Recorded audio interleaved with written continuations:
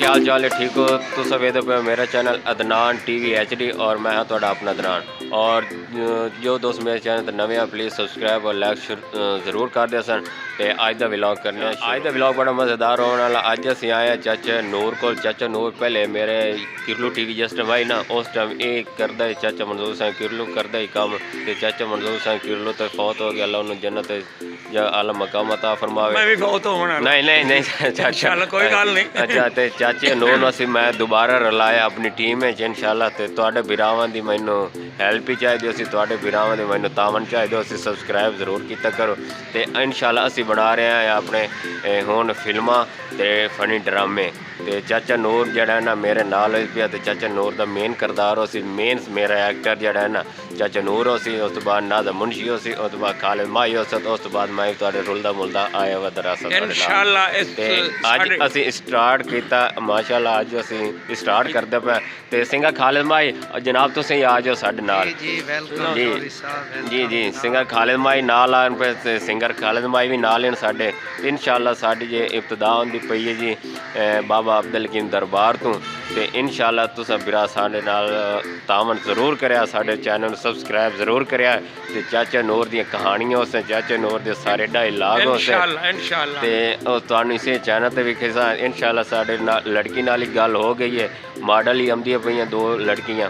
ते इंशाल्लाह जेड़ा ना तुहानू जरूर इंजॉय दा मौका दिता करे इस चैनल ते विजिट जरूर किया करो। ते हुण असीं दरबार दी करने ज़ियारत ते फिर मुलाकात होंदी। मेरी सुनिया है मैं ना इस लाइक ही करना ते शेयर ही करना ते और इंशाल्लाह वेखना।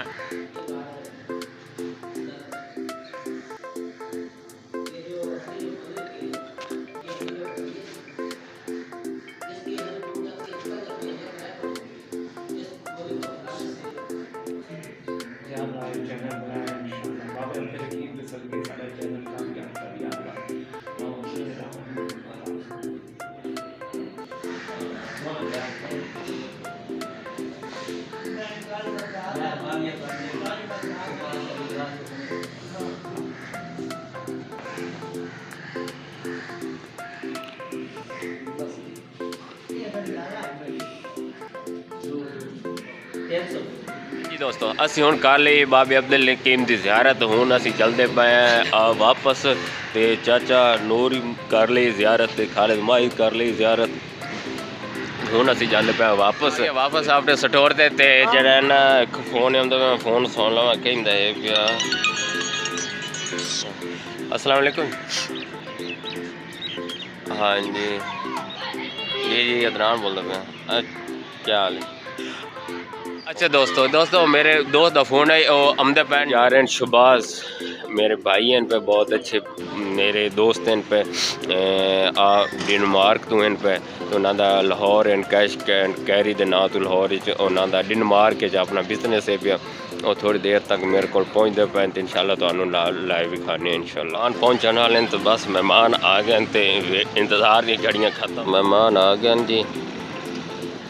हाँ जी दोस्तों मैंने आपको पहले भी बताया था मेरे दोस्त आ रहे हैं डेनमार्क से और वो मेरे पास पहुँच आए हैं। और थोड़ी देर में मैं आपसे मुलाकात करवाता हूँ शहबाज भाई से, जो मेरे बहुत ही अच्छे और बहुत ही प्यारे भाई भी हैं और दोस्त भी हैं। और उनके साथ उसके गांव के भी दोस्त हैं और उनके कज़न भी हैं, वो भी मेरे साथ बैठे हैं। अस्सलाम वालेकुम शहबाज भाई, क्या हाल चाल है? ठीक ठाक अल्लाह का शुक्र। बिल्कुल ठीक ठाक। सुनाओ? बिल्कुल ठीक, सफर ठीक गुजरे जी? अस्सलाम वालेकुम, क्या हाल है भाईजान? ठीक हो? और तुम सुनाओ भाईजान ठीक हो? और जी तबीयत से ठीक है जनाब?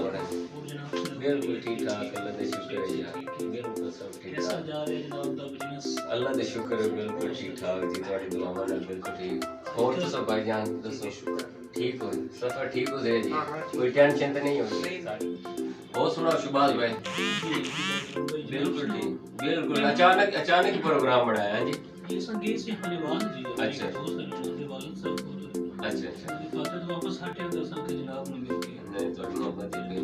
अच्छा ये मेरे व्यूवर देखते पे ते ये मेरे भाई आए जी डेनमार्क तो जी। इन्हां दा डेनमार्क च Lahore and cash and carry दे नाम तो इन्हां दा एक अपना शॉपिंग मॉल है पिया। ते इन्हां इन पे डिंगा सिटी दे पे ते सानू मिलना स्पेशल।